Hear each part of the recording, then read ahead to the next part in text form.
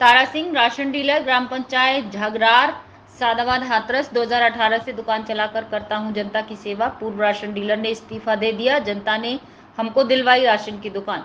251 card हैं, Antyodaya 64 card, 2 महीने का कमीशन रुका है। 90 पैसे से गुजारा नहीं हो पाता। सरकार से अपील है, हमारा कमीशन समय से दिया जाए और कमीशन बढ़ाया जाए। वर्षा गुप्ता की रिपोर्ट। परिचय। मेरा नाम कृष्णवीर सिंह है, गाँव झगड़ा रहने वाला हूँ। राशन डीलर मेरे पिताजी हैं, उनका शुभ नाम श्री तारा सिंह जी है। उनका पूरा शुभ नाम? श्री तारा सिंह जी, गाँव झगड़ा के राशन डीलर हैं। राशन की दुकान लाने का उद्देश्य कैसे बना?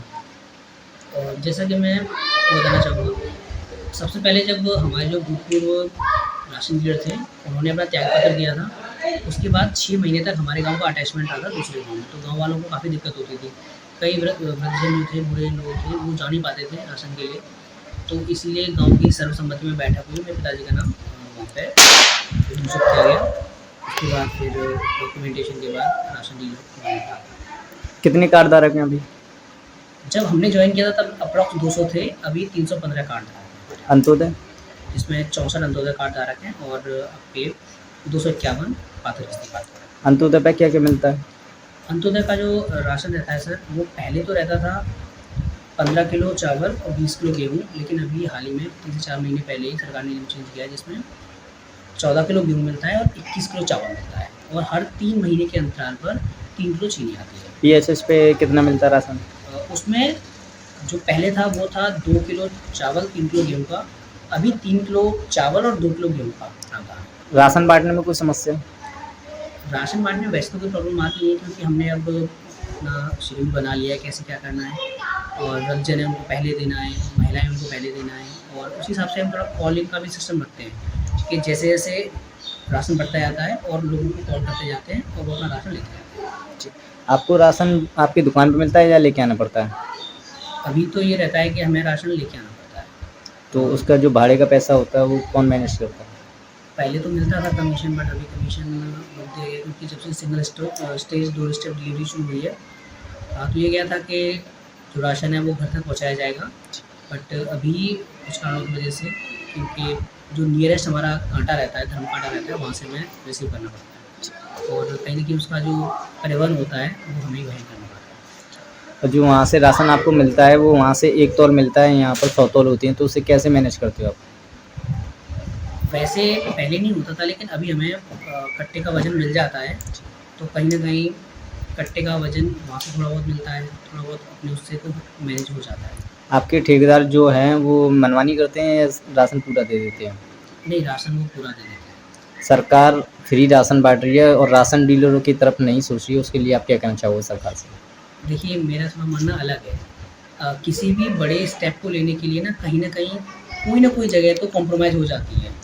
इस बार सरकार ने हमारे बारे में भी नहीं सोचा है, जो पुराना कमीशन सिस्टम चलता आ रहा है वही चलता हुआ आ रहा है अभी भी, बट उम्मीद है कि सरकार इसके बारे में भी सोचेगी, क्योंकि हम ये मानते हैं कि अभी ये एक बदलाव का कदम है, लोगों की भलाई के लिए बदलाव का कदम है, तो इसलिए थोड़ा बहुत कॉम्प्रोमाइज़ अभी हम भी कर रहे हैं। अभी देखते हैं, सरकार सुनेगी हमारी भी, कमीशन बढ़ाया जाएगा। कोरोना पीरियड में सरकार ने राशन डीलरों की तरफ क्या सोचा? वैसे देखिए, पॉइंट ऑफ व्यू ये है कि अगर कोरोना में देखा जाए तो फ्रंट वॉरियर जो थे पुलिस वालों के साथ साथ हम भी थे, क्योंकि सर गांव के अप्रॉक्स 300 से 400 लोग राशन लेने आते हैं, और बिल्कुल टू द पॉइंट कांटेक्ट होता था हमारा उनसे। प्रिकॉशंस के नाम पर उन्होंने सैनिटाइज़र दिया हमको, बाकी की जिम्मेदारी तो सरकार ने नहीं पूरी करी, लेकिन हमने अपनी तरफ से प्रिकॉशंस लिए, और कोरोना टाइम में मतलब अप्रॉक्स हर पूरे महीने राशन बढ़ता ही रहता था, 2 बार राशन आता था, तो वो चलता ही रहता था। बट ये है कि हाँ, उसको थोड़ा बेहतर किया जा सकता था सरकार की तरफ से।